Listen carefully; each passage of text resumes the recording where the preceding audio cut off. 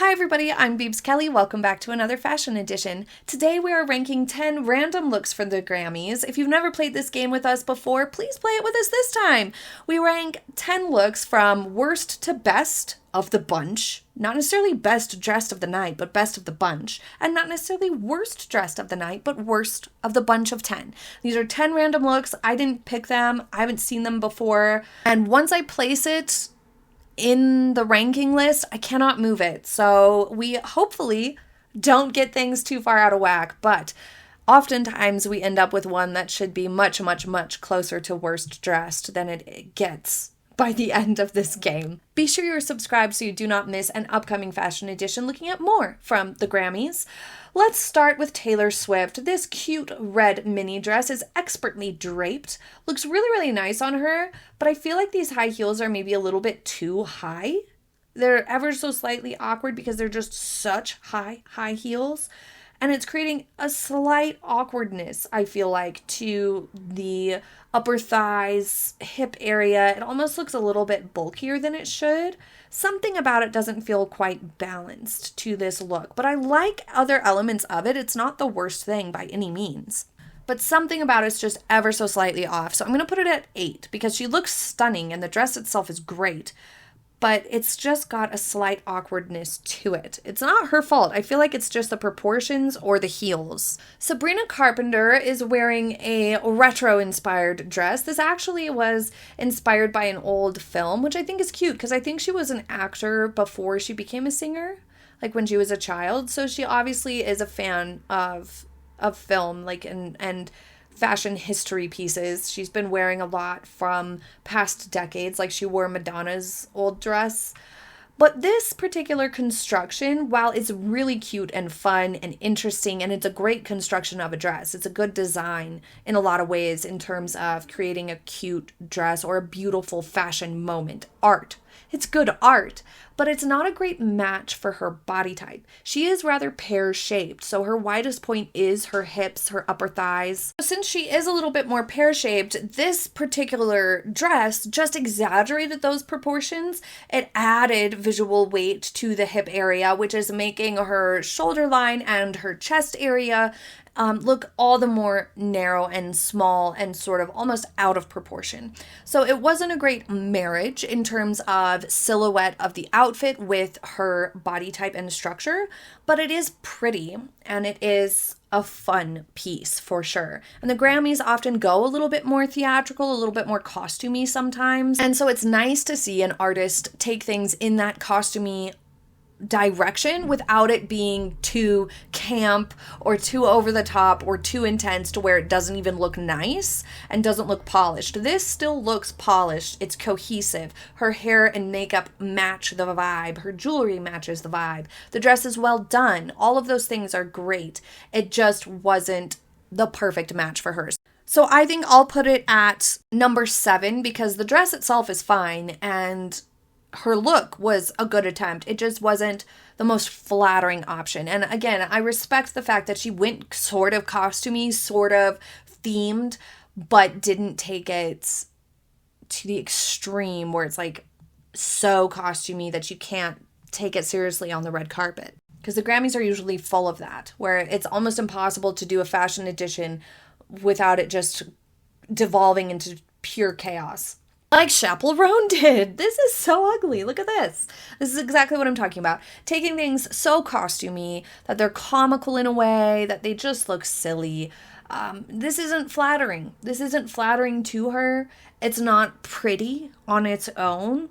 It's just kind of, a bit weird. And I suppose some artists, musicians want that because they're like, this is my vibe. I am, a little bit more in this sort of a genre or a little bit more quirky or weird or whatever, that it wouldn't make sense to wear a beautiful gown. Fine. But this, I'm not loving. I'm going to put this at number 1, most fugly of the 10. Hopefully it is the worst. Gracie Abrams is wearing a very traditionally Chanel look here. This is very much their aesthetic. They've been into these little flower decals and these sorts of neutral tones for some time. I'm not loving the way the veil is shoved into this off-the-shoulder, sleeveless-y sort of situation. I don't love that. That looks messy and tacky and bad. And I don't really love the veil in general. Also, the dress itself looks like it is sitting far too low on her bust line, like it's chopping her boobs in half. Not comfortable, not flattering, but the rest of it's okay. So I'm going to put this at number 3. Not the worst, most ugly thing, but definitely needs some improvement and not flattering. Not well-fitting either. Jack Antonoff and Margaret Qualley here. We're going to look at Margaret's dress. His suit looks fine. No complaints.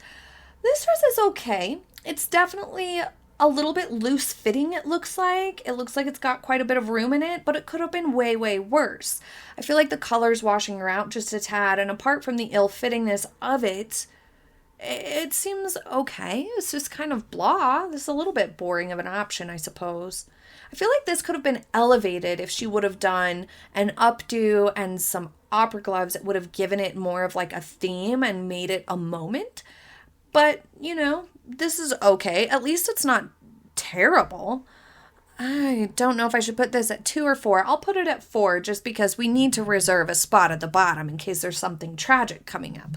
Olivia Rodrigo. I feel like I've seen her in this several times, these sorts of pieces. She likes the cutouts and whatnot lately, and the black dresses is something she does quite often. I think this is okay, but I don't love it.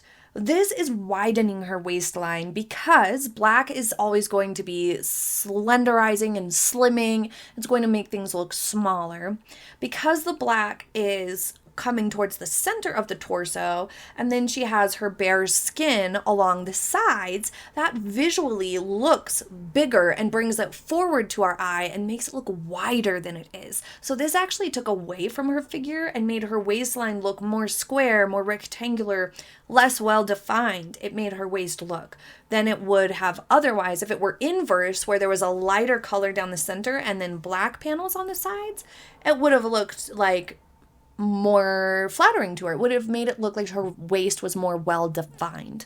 And of course, that's not something that's like a requirement, but there's no denying that that does look a little bit nicer. It is a nicer silhouette to have a bit of a waist. Why erase your waist, Olivia? Another element to this look is that it's got a sort of turtleneck or high neck sort of a look. So it would have actually been a great moment for an updo, or even just have it back off the shoulders so that we could really see the clavicle area. The collarbone area would have given maybe a little bit more balance to the look. No matter how well of a defined waist you have, this pattern of the dress is going to have that effect on anybody. So I'll put this at number 5.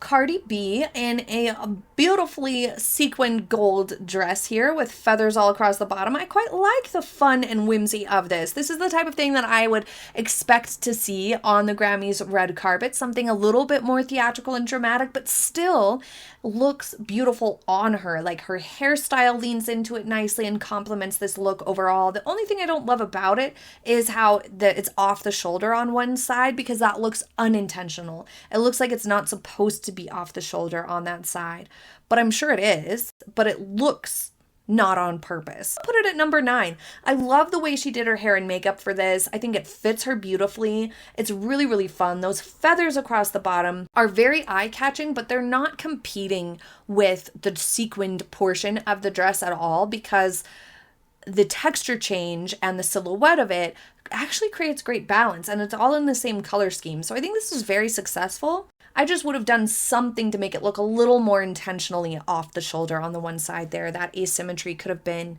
improved. So I'll put this at number 9. Higher than I probably would have if I would have seen all these pictures at once, but it's fine. Miley Cyrus and Saint Laurent. This black crisscross top is kind of doing a similar thing to what we saw with Olivia Rodrigo's, where it's kind of creating a widening effect to her torso. It's making her look more rectangular. And then the skirt portion, because it's in that leather or pleather, is very stiff. It's kind of bulky looking. I'm not loving this, but Miley looks great, and if anybody could pull it off, it'd be her. Maybe the pose isn't lending itself well to this particular construction.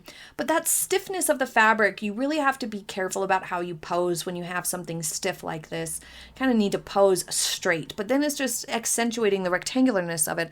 I don't love this. I'm going to put it at number 6 though, because I don't want to put it too far down on the list, just in case. Heidi Klum in a really beautiful silvery bedazzled sort of a dress here. This is really, really pretty. It fits her beautifully. As you can see, the construction across the bodice has this sort of V shape, and the contours around where the hip is really, really flattering to her body type, to anybody's. This is always going to be a sort of pattern and design element that's going to enhance the feminine figure more. So that's always lovely. Also, the sheer skirt looks like it has a bit of a slip. It's not just granny panties underneath there, so thank goodness. The shrug, I'm not loving it, but it's also not the worst thing. This does not deserve to be way down on number 2, so I don't want to put it at number 10 either. But I'm going to have to put it at number 10 because who knows what's coming next. Kacey Musgraves in a gold skirt and a white tank top. Okay. Does it deserve to be at number 2? Not necessarily, but that's what we have left. I love the gold skirt here. It's got a little bit of a deconstructed vibe. It has some strings hanging off that could lean a little bit messy. So she was right to do something simple with the top, but this plain tank top looks cheap. This was not the right choice. Something that would had a little bit more to it would have been nice. This looks almost out of place. It does look too casual. I wonder if something happened. That's what this leads me to think. Did something happen to her outfit, to her top, that she had to wear a plain white tank top? I don't know. But I would never in a million years pair a plain white tank top with this snazzy of a skirt. But here we are. Well, this is how I ranked them. I'm definitely not pleased with how it turned out. I totally would have put Kacey up maybe once higher, and I would have put Heidi down a little lower. Maybe Taylor deserved to be a little higher too. So if I could change just one, I would have pushed Heidi down to number 7 and pushed all those other ladies up 1 and left the rest the way it is, I guess. But I definitely think Shayel Rone is probably going to be the worst dressed of all the Grammys, but we shall see in an upcoming fashion edition. I'll see you next time, you guys. Thanks so much for joining me. Thanks for playing my game, and I'll see you next time. Bye!